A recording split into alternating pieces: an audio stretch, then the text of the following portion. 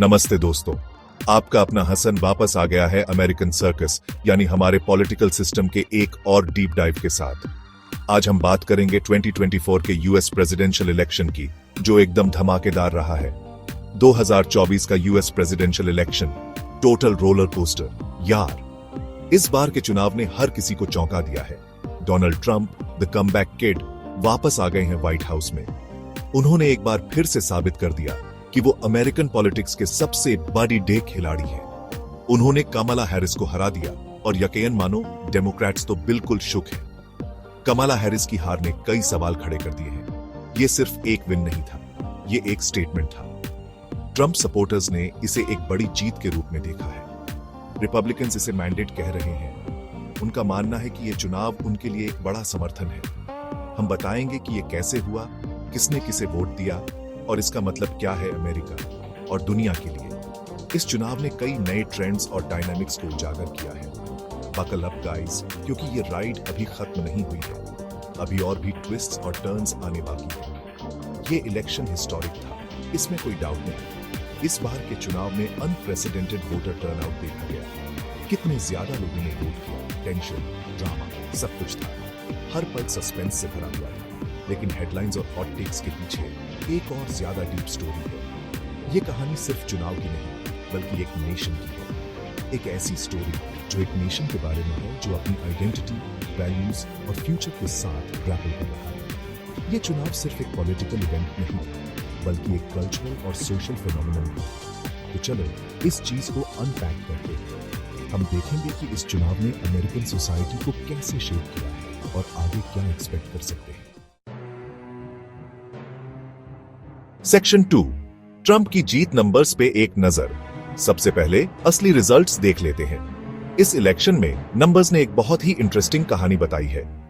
Trump जीते 312 electoral vote से Harris के 226 के मुकाबले। ये एक सिग्निफिकेंट मार्जिन है जो ट्रंप की जीत को काफी मजबूत बनाता है।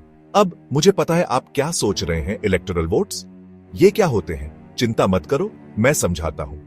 इलेक्टोरल वोट्स वो वोट्स होते हैं जो अल्टीमेटली डिसाइड करते हैं कि कौन प्रेसिडेंट बनेगा।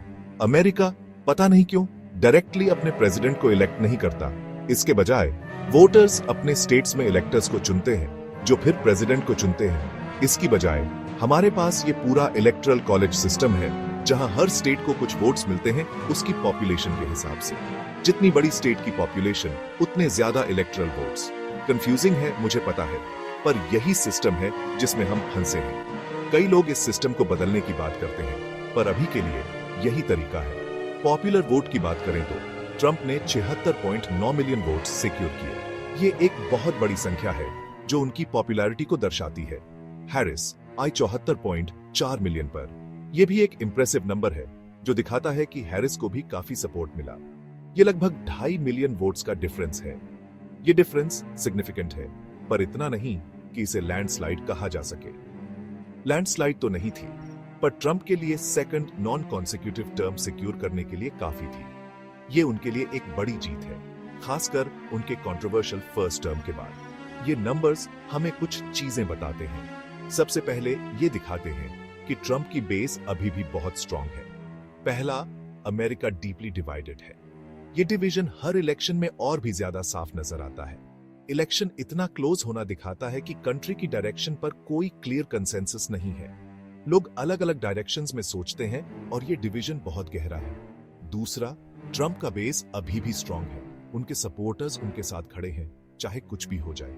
सारे कंट्रोवर्सीज और उनके फर्स्ट टर्म के केओस के बावजूद लाखों अमेरिकन अभी भी उनमें बिलीव करते हैं। ये दिखाता है कि उनकी अपील कितनी स्ट्रांग है और वो कितने इन्फ्लुएंशियल हैं।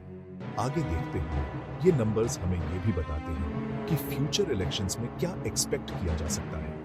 अगर ये ट्रेंड्स कंटिन्यू करते हैं तो हम और भी क्लोज और डिवाइसिव इलेक्शंस देख सकते हैं।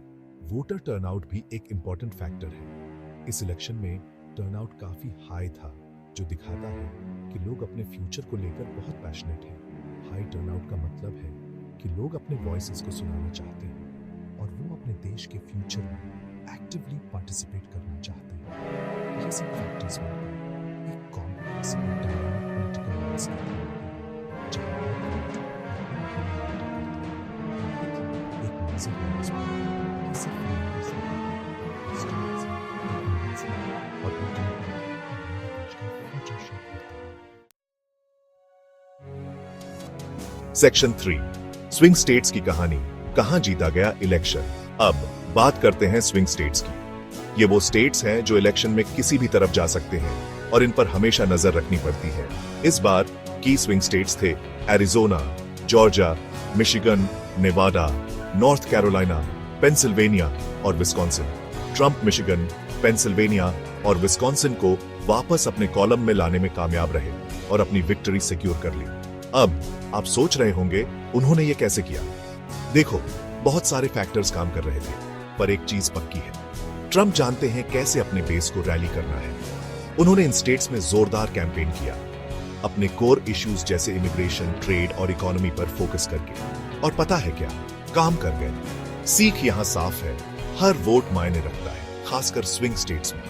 ये स्टेट्स अक्सर बहुत कम मार्जिन से डिसाइड होते हैं और कुछ हजार वोट से ही पूरा फर्क पड़ सकता है। सेक्शन 4 जनता ने कहा 2024 में रिकॉर्ड तोड़ वोटिंग। दोस्तों, अब बात करते हैं वोटर टर्नआउट की। इस इलेक्शन में 150 मिलियन से ज्यादा अमेरिकन ने वोट डाले। ये बहुत बड़ी बात है। समझने के लिए, ये रशिया की पॉपुलेशन से भी ज्यादा है। ये साफ है कि अमेरिकन इस इलेक्शन को लेकर फायर्ड अप थे और वो चाहते थे कि उनकी आवाज सुनी जाए। अब इंटरेस्टिंग बात यह है, ट्रंप को असल में बाइडेन से कम वोट्स मिले जो उन्हें 2020 में मिले थे। बाइडेन ने उस साल 81.3 मिलियन वोट्स के साथ रिकॉर्ड बनाया था। तो ट्रंप कैसे जीते, ये टर्नआउट और डेमोग्राफिक्स पर डिपेंड करता है।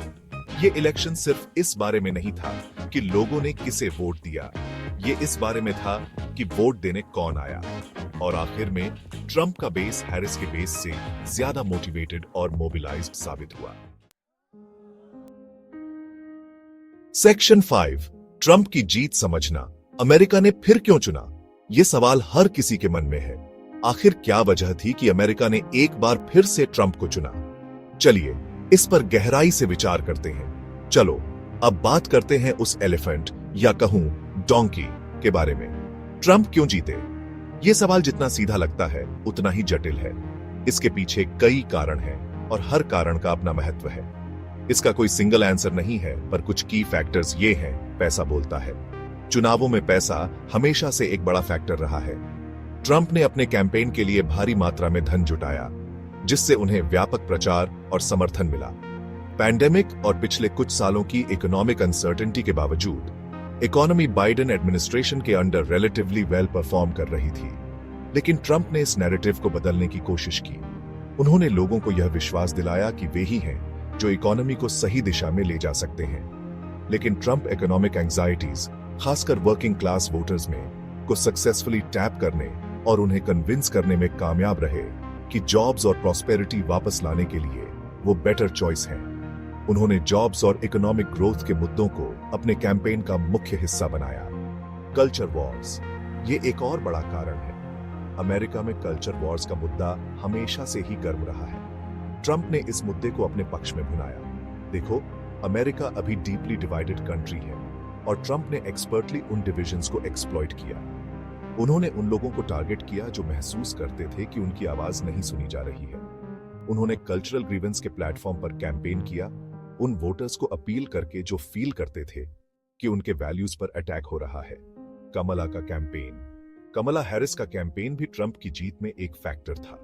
देखो, मैं ये नहीं कह रहा कि सारी गलती उनकी थी, पर हैरिस के कैंपेन को कुछ सीरियस चैलेंजेस का सामना करना पड़ा। उनके कैंपेन में कई कमियां थीं जो ट्रंप के पक्ष में गई। उन्हें क्लियर मैसेज डिफाइन करने में स्ट्रगल करना पड़ा और उनका ग्राउंड गेम उतना स्ट्रांग नहीं था जितना हो सकता था। उनके कैंपेन की स्ट्रेटजी में भी कुछ खामियां थी। सच तो यह है कि ट्रंप अमेरिकन साइकी को समझने और एक्सप्लॉइट करने में मास्टर है। उन्होंने लोगों की भावनाओं को समझा और उन्हें अपने पक्ष में किया। वो जानते हैं कैसे लोगों के फील्स, उनके एंगर और उनके डिजायर फॉर चेंज को टैप करना है। उन्होंने लोगों की भावनाओं को अपने कैंपेन का हिस्सा बनाया और उन्हें अपने पक्ष में किया। यही कारण है कि अमेरिका ने एक बार फिर से ट्रंप